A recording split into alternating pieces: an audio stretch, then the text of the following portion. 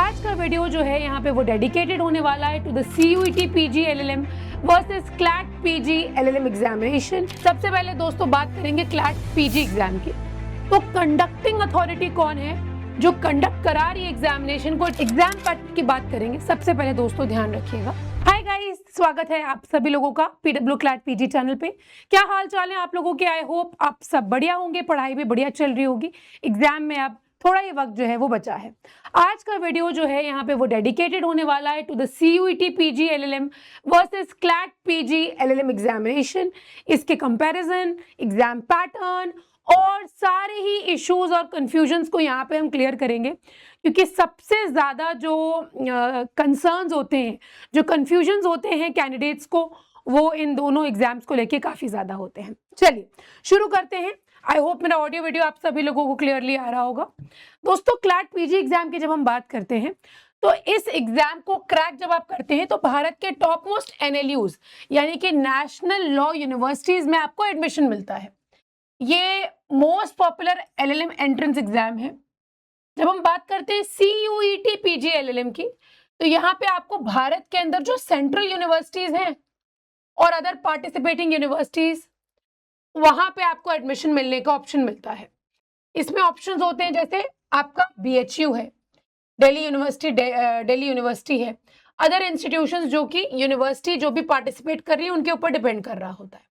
दोस्तों दोनों ही एग्जाम्स जो है वो आपको अपॉर्चुनिटी देते हैं कि आप LLM परस्यू करें, लेकिन उनके पैटर्न में, प्रेपरेशन में और अप्रोच में थोड़ा अंतर है। There is a difference between both. तो क्लैट PG और CUET PG LLM आप दोनों ही ऑप्ट कर सकते हैं, लेकिन आप ये देख लीजिए कि आपकी तैयारी किस डायरेक्शन में ज्यादा अच्छे से हो सकती है या स्कोप आपको किस में ज्यादा लग रहा है। ठीक है, सबसे पहले दोस्तों बात करेंगे क्लैट PG एग्जाम की। तो कंडक्टिंग अथॉरिटी कौन है जो कंडक्ट करा रही है एग्जामिनेशन को? It is the consortium of NLUs, consortium of NLUs। और जब हम CUET PG LLM की बात करते हैं तो इसको NTA कंडक्ट कराता है।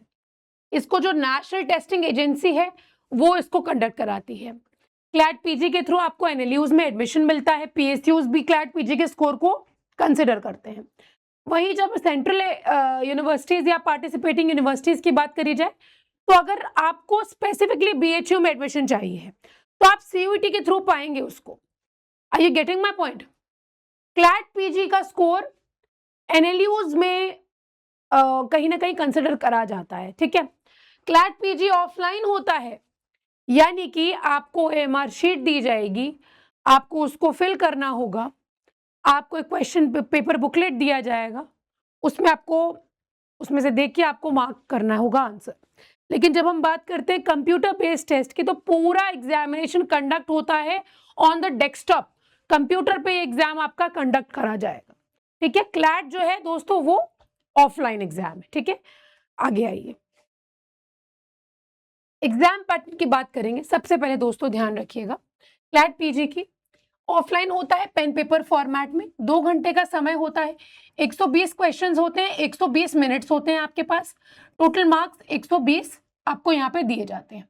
0.25 की नेगेटिव मार्किंग, 4 सवाल गलत तो एक आपका सही भी क्या हो जाएगा, गलत हो जाएगा। ठीक, फोकस एरिया आपके लीगल के एंगल से constitution law, jurisprudence, contract, criminal, tort, family, administrative law, company law और इंटरनेशनल लॉ, ये कुछ मेजर फोकस एरियाज है जहां से क्वेश्चंस देखे जाते ही जाते हैं।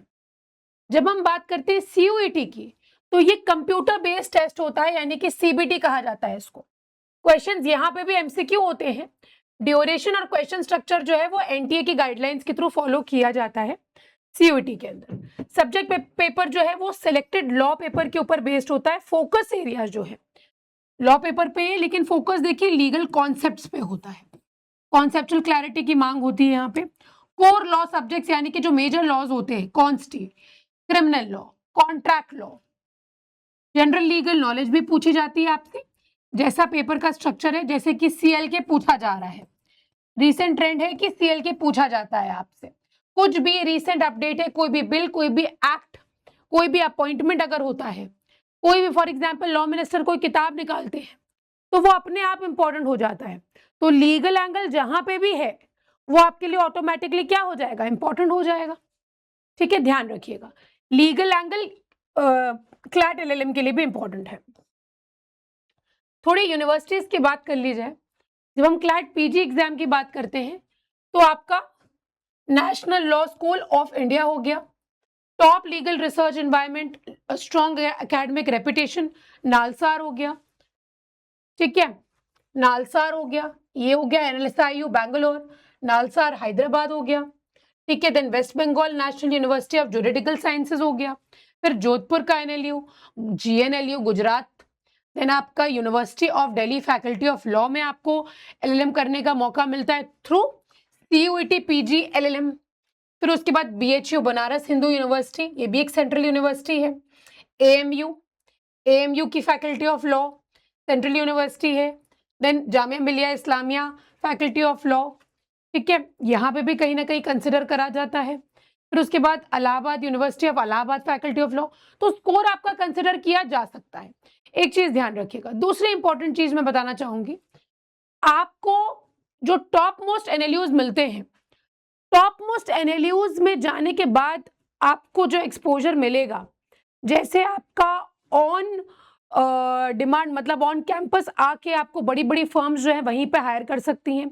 पब्लिक सेक्टर अंडरटेकिंग्स हो गया आपका, एनटीपीसी हो गया आपका, ओएनजीसी हो गया आपका, यहाँ पे ऐसे पीएसयू जो पब्लिक सेक्टर अंडरटेकिंग्स होती हैं वहाँ पे आपको एक बड़ा जो है वो ब्रेक मिल सकता है। तो आप ये सोचिए आपके लिए कि बेटर क्या है, कि अगर आपको लगता है कि आपका फ्यूचर और आपका स्कोप जो है ज़्यादा वाइड है इन सेंट्रल यूनिवर्सिटीज़, तो you can go with COT PG LLM. And if you think कि टॉप मोस्ट एनएलयूज जो हैं, जो भारत के टॉप मोस्ट एनएलयूज हैं, जो पीएसयूज हैं, वो आपके फ्यूचर को सिक्योर कर सकते हैं, आपके पर्सनालिटी को डेवलप कर सकते हैं, आपको लाइफ में वो एक्सपोजर दे सकते हैं, then you should go ahead with NLUs, यानी कि आप जा सकते हैं क्लैट पीजी एलएलएम के साथ। तो ये पूरा जो है आपको एक बार मैंने यहाँ पे क्लैरिटी दे दी regarding CUT PG as well as CLAT PG. मेरी तरफ से गाइज आज की वीडियो के लिए इतना ही, मिलेंगे एक और वीडियो में, नई वीडियो में। तब तक के लिए पढ़ाई करते रहिए, अपना ध्यान रखिए, take care and good bye from my side.